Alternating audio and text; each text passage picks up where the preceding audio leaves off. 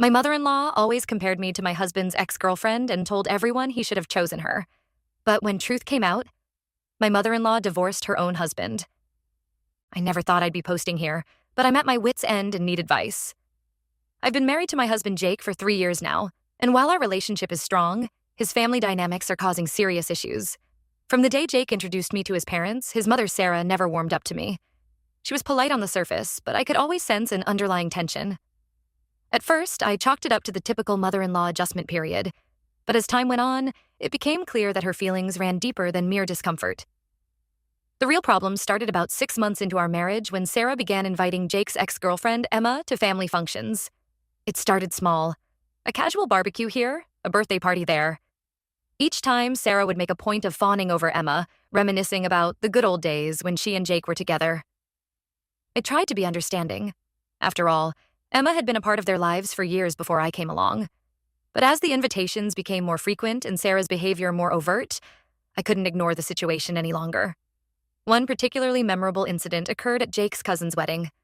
Sarah had seated Emma at the family table, right next to Jake, while I was relegated to a table with distant relatives I barely knew.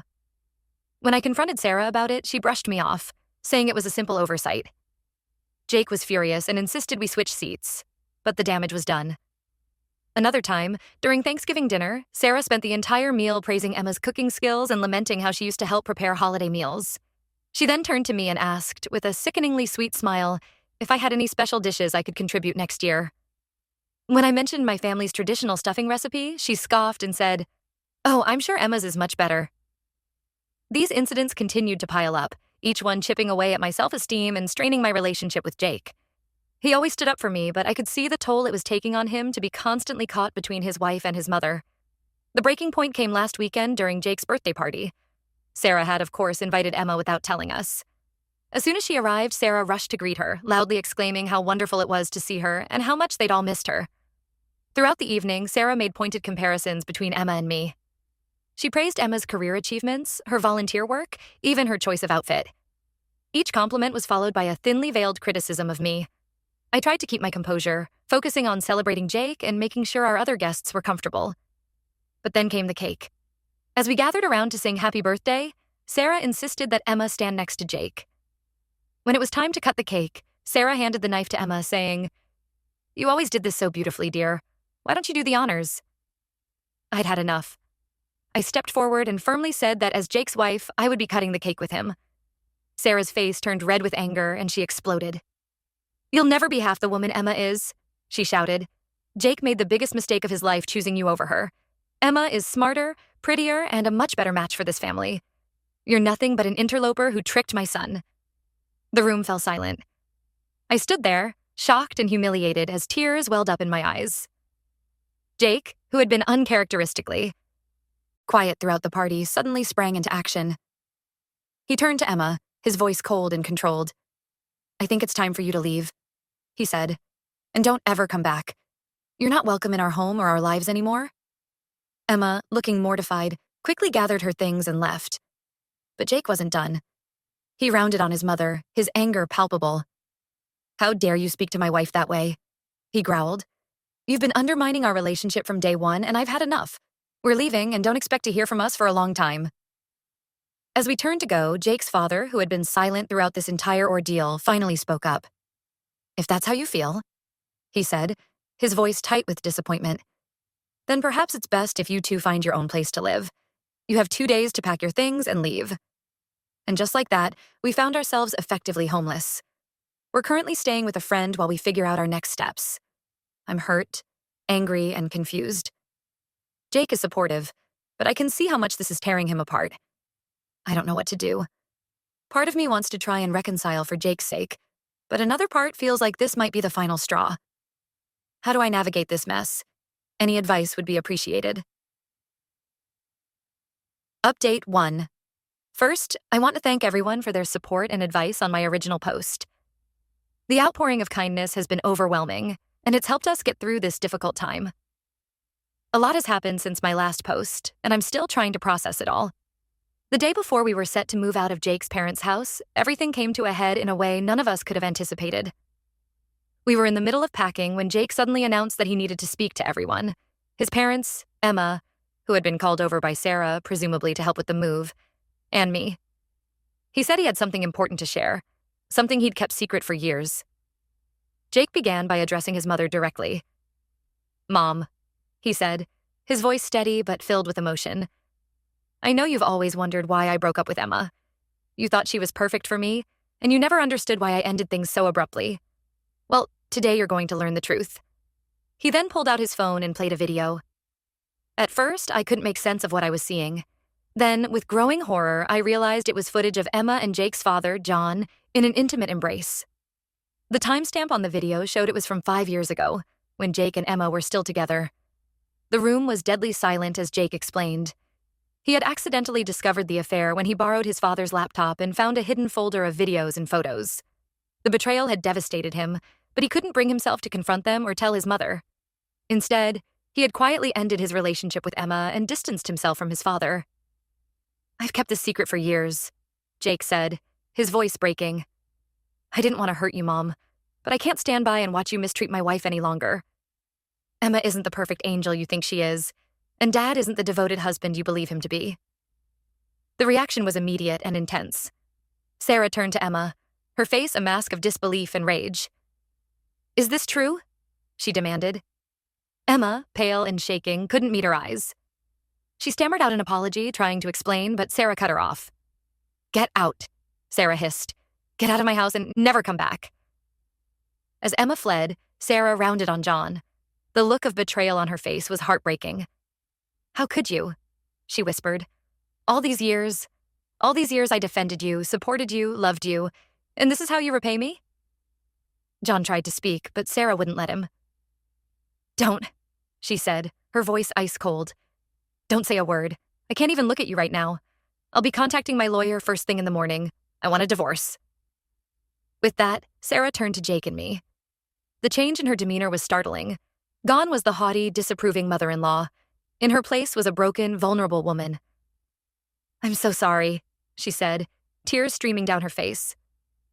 "I've been horrible to you both, especially you," she said, looking at me. "I was so blind, so stubborn.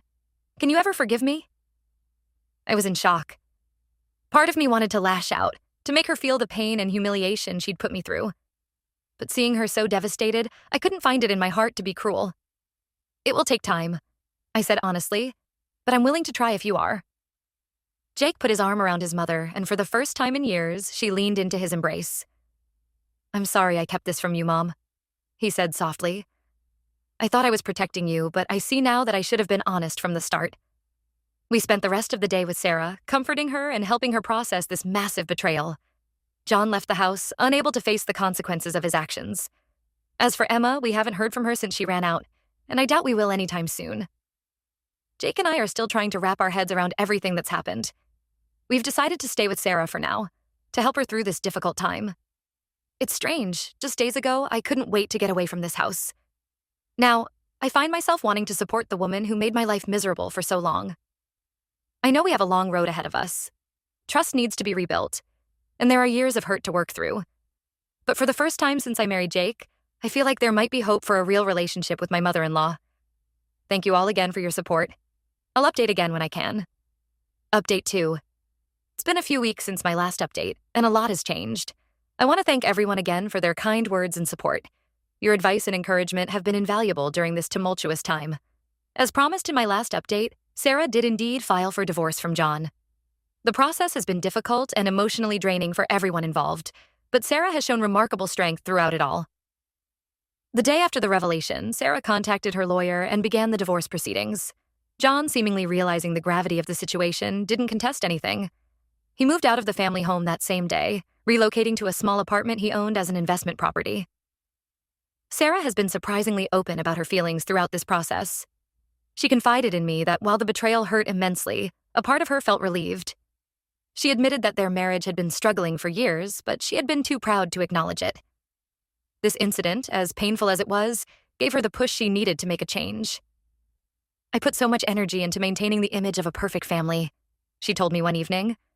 "I was so focused on what others thought that I couldn't see how unhappy we all were. I'm sorry I took so much of that out on you." Her apology meant more to me than I could express. We've been spending a lot of time together, and I'm seeing a side of Sarah I never knew existed. She's vulnerable, yes, but also funny, kind, and fiercely protective of those she loves. I'm starting to understand why Jake always insisted there was more to her than what I saw. Jake has been incredible throughout all of this. He's been a rock for his mother while also making sure I feel supported. He admitted that keeping his father's secret for so long had been a heavy burden, and he's relieved to have it out in the open finally. I always worried that if I told Mom, she'd blame me or not believe me, he confessed. I never imagined she'd stand by us like this. I feel like I'm getting my mom back after years of tension. As for John, we haven't heard much from him directly. He's communicated mostly through his lawyer, agreeing to Sarah's terms for the divorce without argument. Jake received one message from him, a long email apologizing for his actions and expressing hope that someday they might be able to repair their relationship. Jake hasn't responded yet. He says he needs time to process everything before he can even think about forgiveness. Emma has completely disappeared from our lives. We learned through mutual acquaintances that she left town shortly after the confrontation. Sarah admitted that she had been in sporadic contact with Emma over the years, keeping tabs on her and subtly encouraging her to stay in touch with the family. That has, of course, stopped entirely now. The most surprising development has been my changing relationship with Sarah. As we've spent more time together, we've discovered we have more in common than we ever realized. We've had long conversations about our backgrounds, our hopes, and our fears. She's opened up about her own insecurities and how they led her to be so critical of me. I was so afraid of losing my son, she admitted one day. I convinced myself that if I could just get him back with Emma, everything would be perfect again. I didn't stop to consider that maybe he had found happiness with you. I'm so sorry for not giving you a chance. It's not all smooth sailing, of course. There are still moments of tension, old habits that are hard to break. But we're both committed to building a better relationship, not just for Jake's sake, but for our own as well. Jake and I are still living with Sarah for now. We've talked about finding our own place, but Sarah asked us to stay a bit longer. This house feels so empty now, she said. Having you here, it helps. So we're taking it day by day. Sarah is starting to rediscover herself outside of her marriage. She's joined a support group for divorced women and has even started taking art classes, something she says she's always wanted to do but never had the courage to try. As for Jake and me, this ordeal has brought us closer than ever. We've had long, honest conversations about our families, our relationship, and our future. We're stronger for having weathered this storm together. I know we still have a long way to go. Healing takes time, and there will undoubtedly be more challenges ahead. But for the first time in a long time, I'm optimistic about our future as a family. Thank you all again for your support throughout this journey. Your kindness and wisdom have made a real difference in our lives. I may not update again for a while, but know that we're doing okay and taking each day as it comes.